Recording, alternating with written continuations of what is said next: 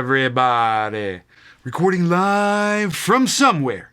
This is Zach Couples with episode number 152 of the Movement Debrief.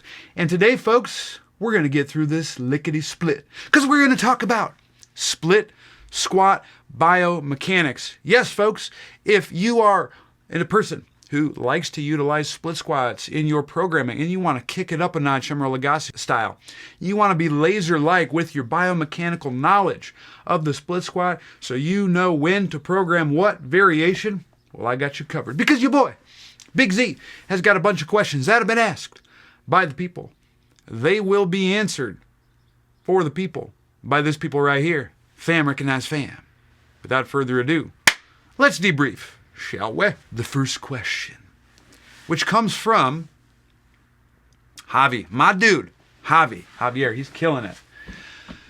Here's what my guy asks. During the split squat, which mechanics can be observed? Nutation on the front leg? Counter nutation on the back leg? Well, you know what, Javi? This is a great question. And the answer totally depends on what portion of the range we are discussing when it comes to split squatting. So let's go through each portion of the split squat.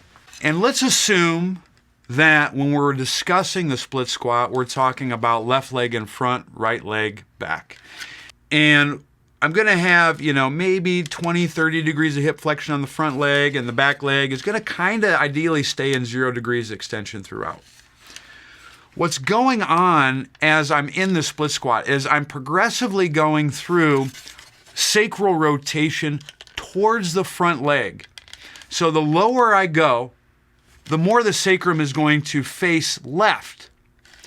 In order for the sacrum to face left, I'm going to have a relative counter nutation on the left part of the sacrum, and the right sacrum is going to be nutated in order to make that happen. That will change to some extent as I'm progressing through the range. Stay tuned as we get a little lower. At the start, I'm going to have somewhat of a leftward facing sacrum, but it's not going to be great.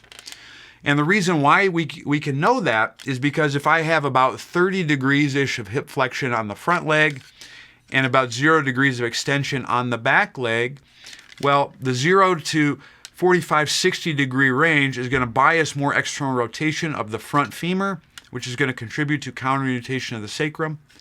And since I'm at 0 degrees of extension on the back leg, likely moving towards extension, I'm going to have a bit more nutation going on the back leg because of the internal rotation that's happening in the back femur. Let's dive into what happens as we descend. As we descend into the split squat, think about the range of hip flexion that I'm hitting as I drop down.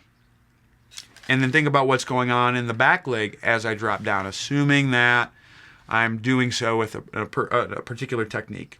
Let's go into the front leg first because I think that's something we can all agree upon what's happening. When I descend into the split squat, I'm going to hit roughly 90 degrees of hip flexion. And when I'm talking split squat, I'm assuming that we're not doing a rear foot or front foot elevated because that can change the range that's available. If I hit 90 degrees of hip flexion, based on the way the line of pull changes of the posterior rotators of the hip, at 90 degrees, this femur is going to have somewhat of an internal rotation bias, this being the front. That internal rotation bias is going to open up the pelvic outlet to some degree, which is going to create some sacral nutation. But here's the difference. Although I am nutating in this position, and there's going to be some internal rotation happening at the SI joint, the sacrum is still progressively rotating to the left.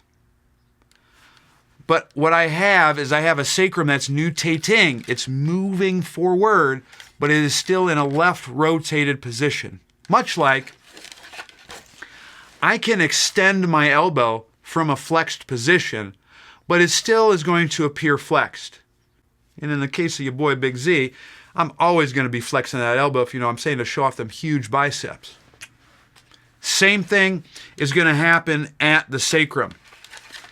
The sacrum is rotating and facing left, it's going to be counter-nutated. And it keeps a counter-nutated orientation, but then as I approach 90 degrees of hip flexion, there's going to be some nutation happening of the sacrum, even though it is still facing left. Therefore, we can say with confidence that at the bottom of a split squat, the front leg is going to be having more of an internal rotation bias, which promotes some degree of nutation and internal rotation happening at the pelvis on the front side. Now the back leg.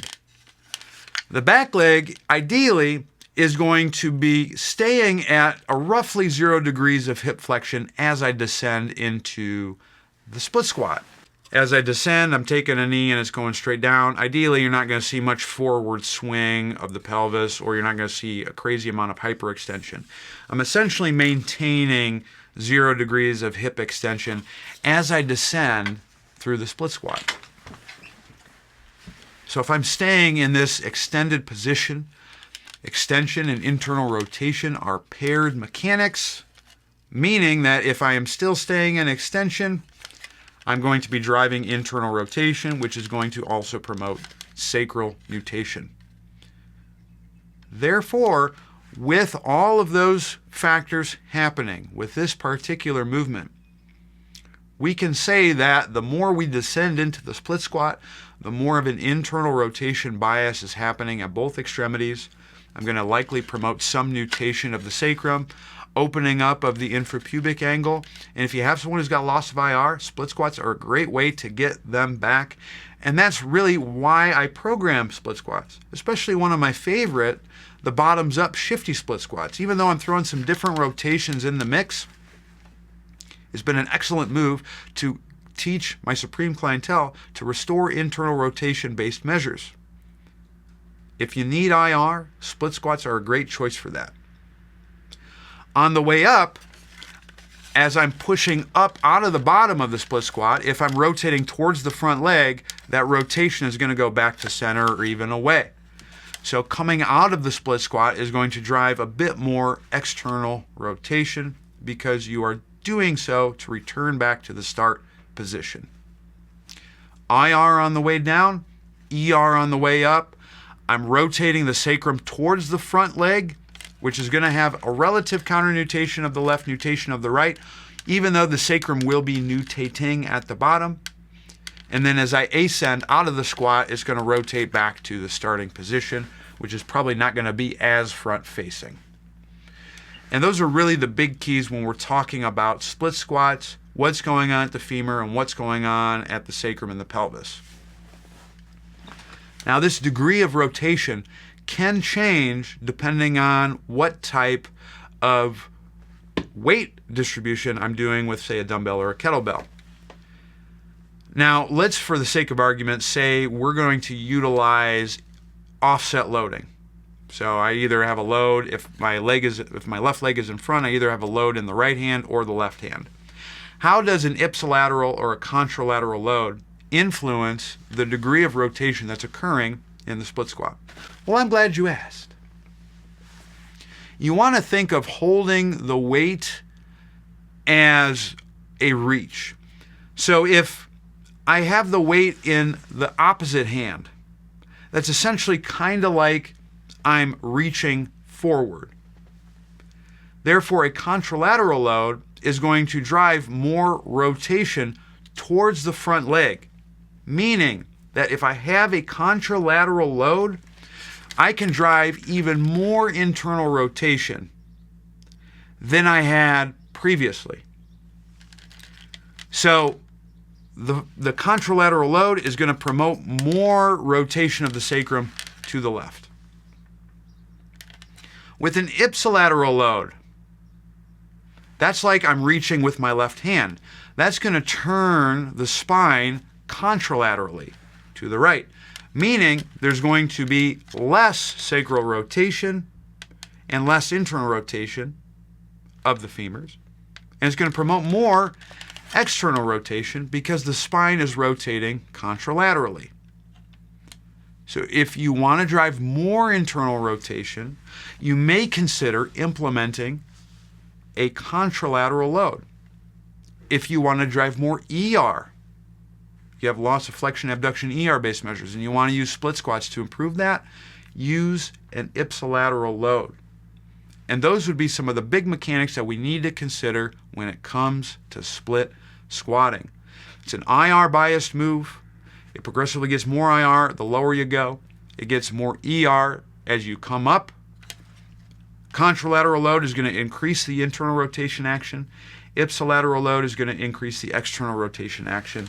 And those would be the mechanics desired with a split squat. Unbelievable question, Javi. The last scheduled question comes from John.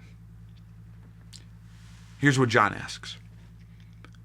I watched the video of the front foot elevated split squat shift for driving supination and calcaneal inversion. Does this happen as a result of femoral internal rotation, tibial external rotation, and supination and calcaneal inversion? Would this line of thinking be correct?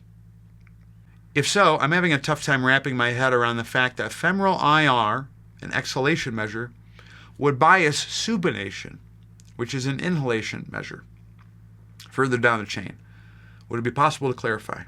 Yes, it would. So when I am bending the knee and straightening the knee, you actually have opposing rotations happening with that particular movement.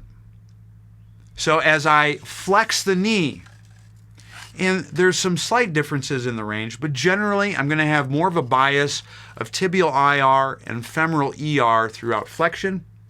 And then with extension, I have tibial ER, external rotation, and femoral IR. This is part of the screw home mechanism. It does get a little bit more in-depth throughout ranges, and I'll dive into that as we relate this to the split squat. And this is an important point to consider. Generally, people might be thinking that I'm externally rotating or I'm internally rotating at any point in time throughout the range, but both of these rotations and really movements in all directions are occurring simultaneously in order to produce a given motion. There's this really hit home for me when I was reading this book on hand therapy. I think it's like rehabilitation of the elbow, wrist, and hand. It's an awesome book. I'll link it in the show notes. It's a really hard read because it's a French translation, but it's the best biomechanics book of all time when it comes to things, elbow and wrist. Like, awesome. You got to check it out. But they talked about the difference between the first and second carpal rows as I'm flexing and extending the wrist. And when I flex the wrist, flexion is associated with pronation of the first carpal row and supination of the second carpal row. And the cancellation out of these two rotations promotes what appears to be a sagittal plane motion. The reverse is true when it comes to extension. With wrist extension, I have supination of the first carpal row and pronation of the second carpal row. These offset rotations give us the appearance of a pure sagittal plane motion at the wrist, but it is only an appearance. The same thing happens at the knee joint. When I flex and I extend, based on the screw home mechanism, among other things, I have rotation occurring in opposing directions. And that's what gives me the appearance at the knee joint of a purely sagittal motion. But it is as far from sagittal plane action as can be. As I'm going through the range, if I start in knee hyperextension, I have tibial external rotation and femoral internal rotation. As I initially flex the knee and I unhinge out of the screw home mechanism, I have tibial internal rotation and femoral external rotation. And then here's the critical piece when we relate this to the split squat. Once I hit 30 to 90 degrees of knee flexion, I have tibial external rotation and femoral internal rotation happening again. And this is one of the reasons why at 90 degrees of knee flexion, I have the largest compressive forces in the knee joint and the patellofemoral complex. That's why squatting parallel can sometimes be problematic for knee pain. And here's the cool thing about this. If I flex the knee beyond ATG, so I'm going all the way down thigh to calf, I actually have a reduction of compressive forces through the knee joint, and I have a maximal amount of tibial internal rotation and femoral external rotation occurring. And that's the differences that we see in rotation in the knee joint. With something as it's pretty cool because, you know, when we bend our knee and straighten our knee, it looks like it's just a hinge. But there's these crazy changes in rotation that occur throughout the range in order to make this happen. So then how does this relate to foot positioning as I'm descending through the split squat? Tibial external rotation is generally going to be paired with calcaneal inversion, which in normal mechanics you can have compensatory twists. Check out one of the previous debriefs that I did. But when I invert the calcaneus, that's going to create supination of the foot. External rotation, calcaneal inversion, and supination are paired. And then reverse that. If I internally rotate the tibia, that's going to be paired with calcaneal eversion, which is going to allow for pronation of the foot. So the arch is going to flatten. Now, let's look at a split squat and how we can have one rotation going one way at the femur, but then something completely different happening at the tibia and the foot. At the start position of the split squat, because I only got a little bit of knee flexion, I got a little bit of hip extension, I'm going to have a bias towards tibial internal rotation and femoral external rotation. But then remember, folks, if the tibia is internally rotating, the foot is going to be pronating and the calcaneus is going to be everting. That doesn't mean that it's completely flat. We're not talking about on-off switches, because on-off switches get stitches. I want to keep this chill, and it's the direction that we're moving. It's gradients. So it's moving towards eversion and pronation. As I descend into the split squat and I'm approaching the bottom, I get 90 degrees of hip flexion, 90-ish degrees of knee flexion. I'm going to have tibial external rotation and femoral internal rotation. If the tibia is externally rotating, what does that mean is going on at the foot? The foot is going to be, guess what? You got it. Calcaneus is inverting, and the foot is going to be more supinated. And because of that, you can have a situation where the femur is internally rotating, an exhalation-based measure, but the foot is externally rotating or supinating, which is an inhalation-based measure. And it has to do with the fact that the body doesn't work purely in moving into one rotation versus another. It's not all inhalation or exhalation. It's not all anterior versus posterior expansion. It's not all ER and IR, whatever.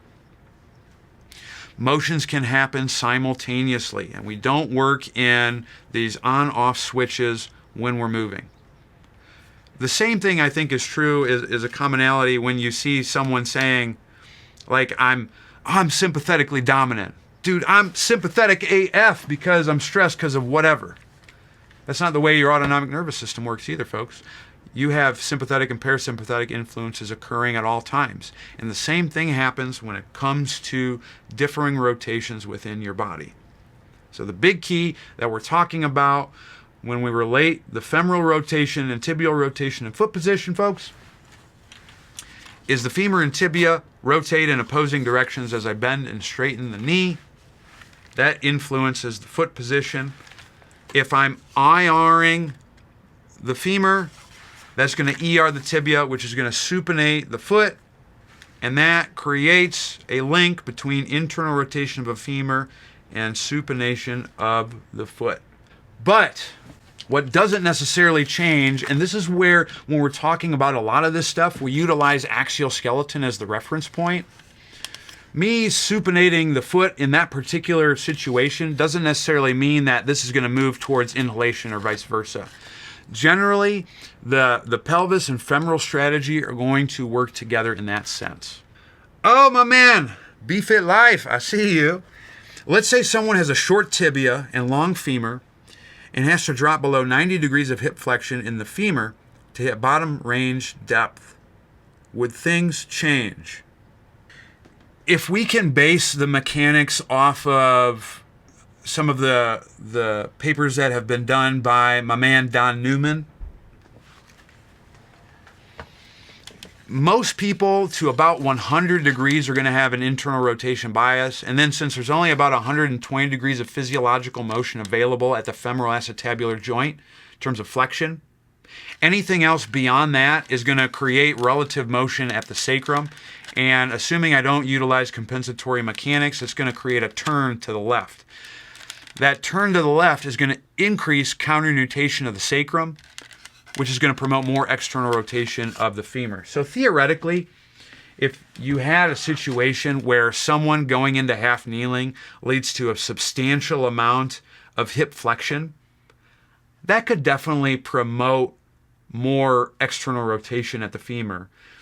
But the song is going to remain the same in terms of where the sacrum is going to be rotating, and that would be it's going to rotate continually more so towards the front leg. But you could have more of an ER bias than an IR bias in that sense. This is especially true if, say, you were doing a rear foot elevated split squat where you can get a little bit more depth. Or even, if by some chance you could maintain verticality as you go through a front foot elevated position and it goes all the way down. Both of those could potentially drive a bit more external rotation. It just depends on the depth that you can maintain the stack position. C. Pullinger, do you consider hip shift into the lead leg of a split squat more ER or IR? Okay, great question. So it's going to depend on the range that we're talking about. So if I do a hip shift at the top, because remember, the top is going to have more external rotation bias towards the front side, that's actually going to promote more ER. But then if I maintain that and I descend down, that shift is going to increase the internal rotation contribution. So essentially, the shift of the hip in a split squat is going to magnify the rotation to the left. It just depends on the ranges that you express as you're performing the split squat. Hopefully that clarifies. Awesome question. All right, next follow-up, Gene_Sky. Hi, Zach. In the descent of the split squat, do we want to cue the knee going towards the big toe? Awesome. It depends on what you're trying to do. So for me, when I incorporate split squatting, I'm trying to keep some verticality within the split squat in terms of the pelvic displacement. So I try to make the split squat more squat-like when it comes to the front leg. And when I do that, I generally want the knee to shoot over the second toe, not necessarily big toe. And the reason why is the second toe is the relative midline of the foot. So I will cue knee over the second toe, or for most people, I keep it pretty simple, and I want the knee to stay centered. So I don't want too much valgus. I don't want too much varus in that sense. So that's generally how I coach it. If, let's say, I want to have more of a nutation bias, or I'm really trying to restore IR, or maybe you got someone who has a hard time keeping vertical in split squat and you want to expose them to the progressive end range hip extension, especially in the back leg, you can pitch them a little bit more forward in order to get that. That will actually increase the hamstring recruitment of the split squat. And I believe, if I can find the research article, I'll link it in the show notes. I know it was in JOSPT many moons ago. But a forward hinge will increase hamstring recruitment, so you can manipulate the split squat in that sense. In theory, if I'm leaned a little bit forward in the split squat, I might not have as positive of a shin angle as I descend into the split squat. What happens on a split squat if someone throws the front leg hip in front of the thorax? And what would happen to the knee and foot when they choose movements with the pelvis over tucked? Basically not stacked. Well, so one thing that I notice that's very common is you have two issues with the split squat. And with both of those issues, essentially what happens is you have a loss of that rotation of the sacrum towards the front leg, and you have the pelvis moving as one unit. And there's two ways that happens. One will be as the person descends, the back leg flexes to the nth degree, which is essentially a posterior orientation of the pelvis. So that person could be getting the posterior tilt that we want, but they're probably getting some lumbar spine movement as well, and that creates the back leg flexing too much. You could also see that person shifting backwards to elicit the same effect. The difference would be what the lumbar spine looks like in those cases. If you got someone who's getting the posterior orientation, you're going to see a lot more lumbar flexion. If you got someone who's shifting most of their weight towards the back leg, you might not see that flexion through the lumbar spine. You'll also see a less positive shin angle on the front leg. So with those people, what I end up doing is I'll either shorten the range, or one cue that I'll use sometimes as well is I'll put a foam roller underneath them, and I want them to touch their back knee towards the foam roller as they descend into the split squat. Both of those can work quite a bit, aside from making sure that they're stacking. The other thing that I'll see is sometimes people will do a crazy anterior tilt of the pelvis. A lot of times you'll see what appears to be back leg hyperextension. That's also undesirable because I'm not stacking and I'm not driving the sacral rotation.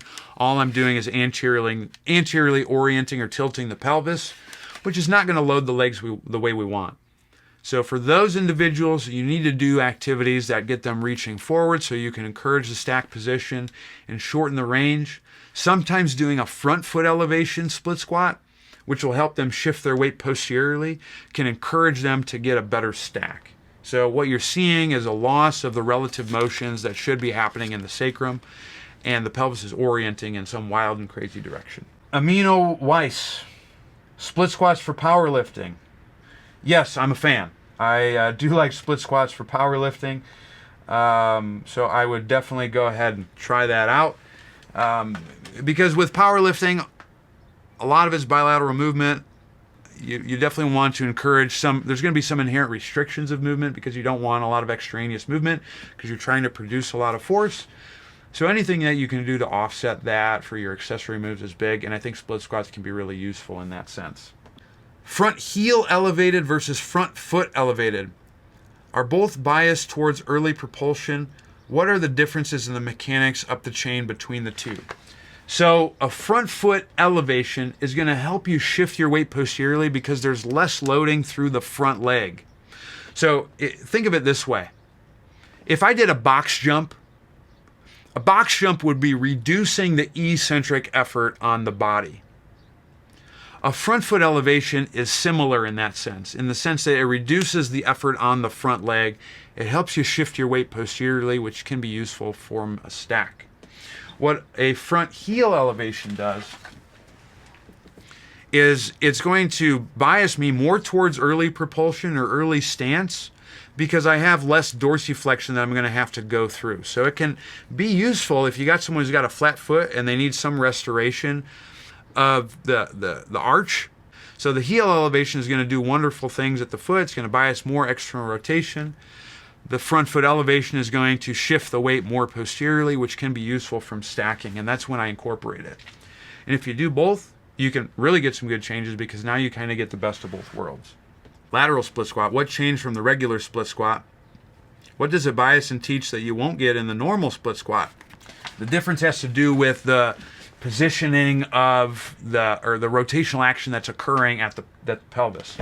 So when I do a regular split squat, more of the rotation is going to be like this pure transverse plane action. Whereas when I do a lateral squat, you're actually going to get more lateral tilting action. So the lateral tilt has more of an internal rotation bias because this is more relegated towards mid-stance based activities. Whereas when I'm doing the pure transverse plane action, that's going to be more early and late stance or early and late propulsion based activities. A safe bet for most people, even if you're not really measuring this stuff, is to start people with a split squat, really work that, make sure they can get into the full ranges without any issues, and then that's when I would incorporate a lateral squat. So hopefully that clarifies. Then your terminal technically would be a single leg. And that's going to take you through the full spectrum of the gait cycle. Zach, would an extended monster, I get them under my bed sometimes, with no dorsiflexion benefit from more front foot elevated, then bilateral heels elevated split squats, trying to lengthen quads and shorten hamstrings. So a good rule of thumb, and I say this a lot in my seminar, Human Matrix, link in the description below, is if you have someone who's really limited, rotation can kind of be a cheat code. Because when I rotate anywhere, in order for me to perform rotation, I have to have anterior and posterior expansion. Say I rotate the thorax to the left, I need to have anterior expansion on the right side and posterior expansion on the left side in order for that to happen. If I need to do a split squat, same song and dance, party people, at the start, or if I'm reaching forward with my left leg and I'm reaching backward with the right, and I'm going down into the split squat, same thing. I'm going to have more internal rotation happening on the back leg, and that eventually, in terms of what's going on at the pelvis, and then I'm going to have more external rotation on the back leg. And so both of those rotations can be improved depending on what variation you use. And that can be magnified when you incorporate shifting and things of that nature, but make sure that you stack. So yes, split squatting or single leg activities, depending on how you program them, can be very useful for promoting the range of motion changes that you desire. It's much harder to do that in bilateral stance. For the rear foot elevated split squat, do you like the rear foot on a roller foot relaxed in plantar flexion versus rear foot elevated planted and the toes in flexion? I generally put it in plantar flexion. You could justify dorsiflexion, and that would drive more IR on the back leg, but it would also make it a little bit harder because then you're really requiring a lot of internal rotation excursion to be present, and that might be really tough for some people. So generally, I will do the foot in a plantar flexed position. If I think about what's going on at the knee, I'm probably not going to get ass to grass in terms of the knee being completely bent up against the thigh. I might be more in that mid-range position at the knee joint. And if I'm at mid-range, I'm going to have more tibial external rotation and femoral internal rotation occurring. Well, if the tibia is externally rotated, that's going to be associated with calcaneal inversion and supination, which corresponds with plantar flexion. So to me, it might make more sense from that standpoint to have a more plantar flexed foot. I think that's a good stopping point for us today. I want to thank you beautiful, sexy people for tuning in. I'm going to have a bunch of show notes, and I'll have this really opened up on zachcouples.com/split-squat-biomechanics. Check it out. It's going to be up either Sunday or Monday. Please go there because you'll have a full blog post that's going to have a lot of pictures that will supplement this. You'll have the 4K version of this debrief. Thank you so much for tuning in. You've been a beautiful, sexy, outstanding audience, and I hope that you keep it real but not to the extent where things go wrong. Stay hungry, stay learning, stay moving, and I'll see you next time. Deuces.